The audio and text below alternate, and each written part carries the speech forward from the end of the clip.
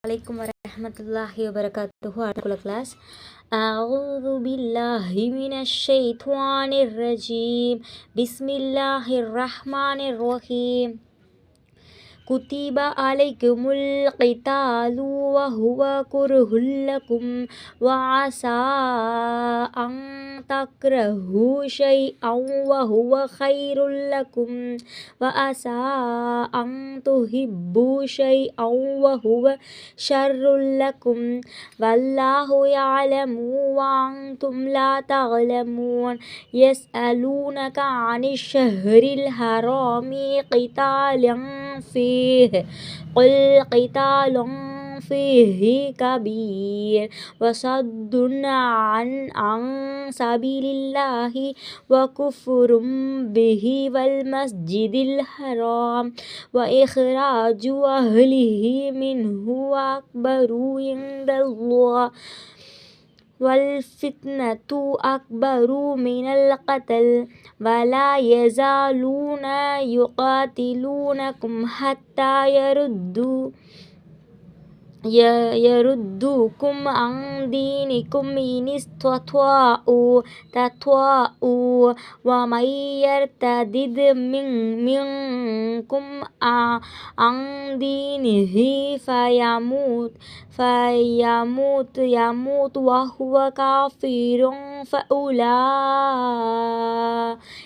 حبطت أعمالهم في الدنيا والآخرة وأولئك أصحاب النار هم فيها خالدون.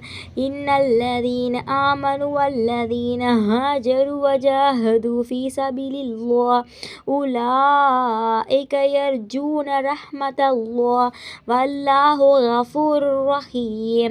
يسألونك عن الخمر والميسر قل فيهما اسم كبير ومنافع للناس واسمهما أكبر من نفعهما ويسألونك ماذا ينفقون قل العفو كذلك يبين الله لكم الآيات لعلكم تتفكرون.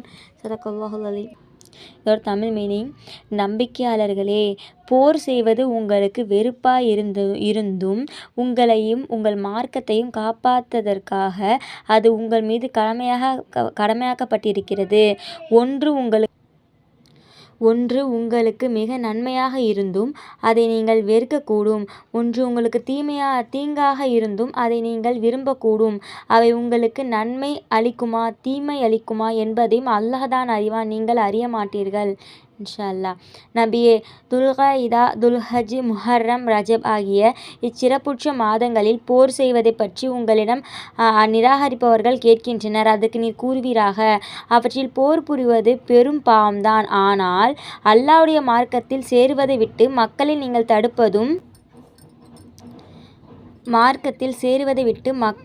தடுப்பதும் அல்லாஹ்வை நீங்கள் நிராகரிப்பதும் ஹஜ்ஜுக்கு வருபவர்களை மஸ்ஜிதுல் ஹராமுக்கு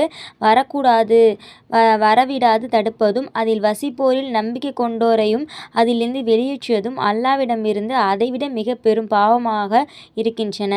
தவிர நம்பிக்கையாளர்களுக்கு நீங்கள் செய்து வரும் விஷமம் கொலையை விட மிக கொடியது.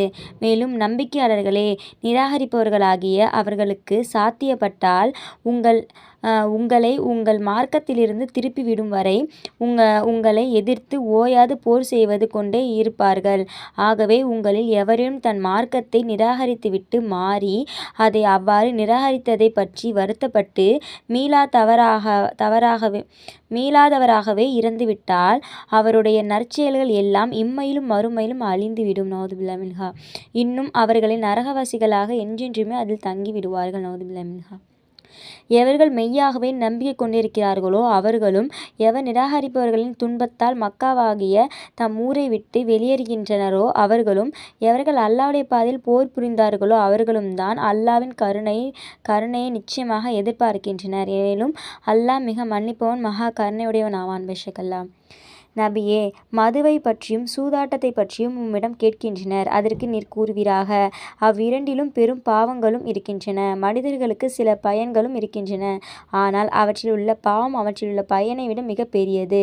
மேலும் நபியே, தர்மத்திற்காக எவ்வளவு செலவு செய்வதென உம்மிடம் கேட்கின்றன. அதற்கு அவசியத்திற்கு வேண்டியது போக மீதமுள்ள செலவு செய்யுங்கள் என கூறுவீராக. நம்பிக்கையாளர்களே, நீங்கள் இம்மையிலும் மறுமையின் நன்மைகளை கவனத்தில் வைத்து கொள்வதற்காக உங்களுக்கு அல்லாஹ் தன் வசனங்களை இவ்வாறு விவரிக்கின்றான். அஸ்ஸலாமு அலைக்கும் வரஹ்மத்துல்லாஹி வபரகாத்துஹு.